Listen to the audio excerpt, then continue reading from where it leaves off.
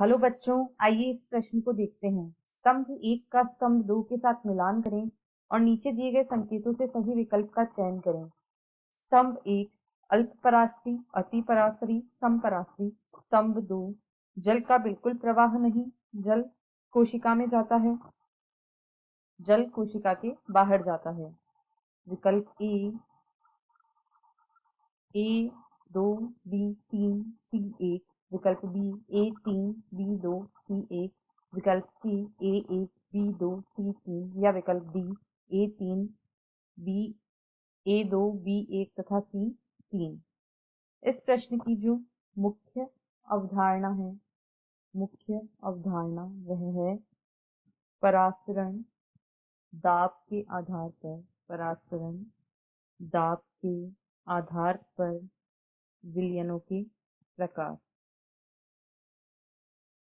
परासरण दाब के आधार पर विलयनों के प्रकार। परासरण दाब के आधार पर विलयनों को, परासरण दाब के आधार पर विलयनों को तीन प्रकारों में बांटा जा सकता है। सबसे पहले समपरासरी विलयन। समपरासरी विलयन, इस प्रकार के विलयन में जो विलयन का परासरण दाब होता है, विलयन का परासरण दाब वह इस विलयन में रखी गई कोशिका के परासरण दाब के बिल्कुल बराबर है। यानी विलयन का परासरण दाब बराबर कोशिका का परासरण दाब, कोशिका का परासरण दाब। तो इस प्रकार के विलयन को हम समपरासरी विलयन कहते हैं। और समपरासरी विलयन में जल का जो प्रवाह है वह बिल्कुल नहीं होता है, जल का प्रवाह, क्योंकि दोनों ही तरफ सांद्रताएं बराबर है, इसलिए परासरण दाब भी बराबर होंगे, तो जल का प्रवाह नहीं होता है।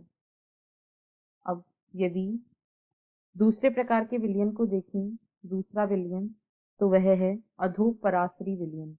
अधोपरासरी विलयन, इसमें जो विलयन, यह ऐसा विलयन होता है जिसमें परासरण दाब का मान उसमें रखी गई कोशिका के परासरण दाब से कम होता है।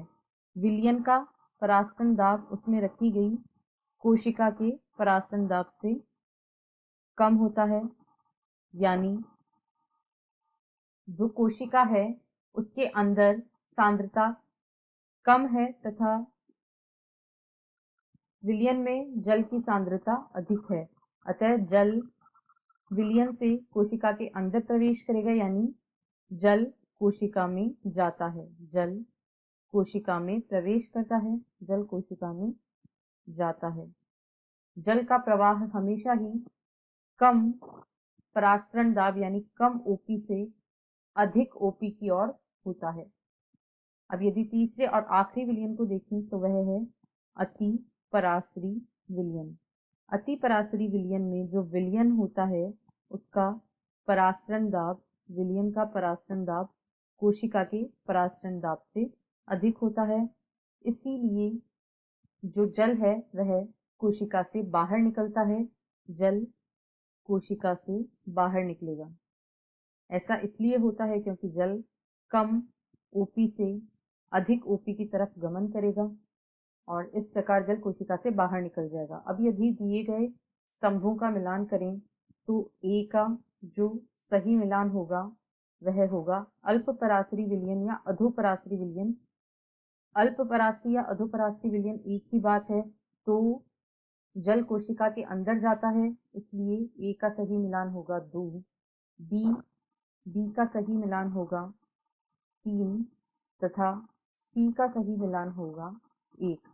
2 3 1 ऐसा विकल्प ए में दिया गया है, इसलिए विकल्प 1 इस प्रश्न का सही विकल्प होगा।